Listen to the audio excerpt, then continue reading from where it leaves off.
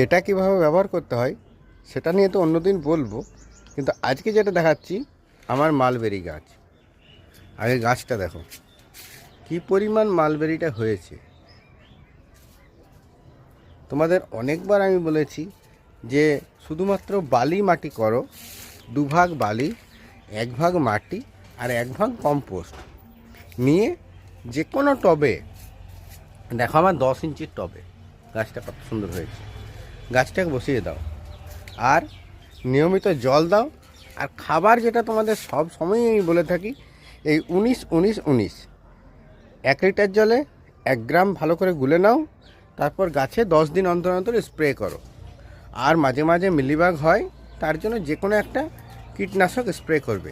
গাছে আর কোনোই রোগ হয় না, আর শুধু সিজনে ভরে ফল পাবে। দেখো অনেকবার ফল দেয়, এটা পাতা পড়ে যাবে আর ফল দিতে থাকবে। যদি টিপসটা ভালো লাগে, যদি ইচ্ছে থাকে তো একটা মালবেরির চারা এনে ঘরে বসাও।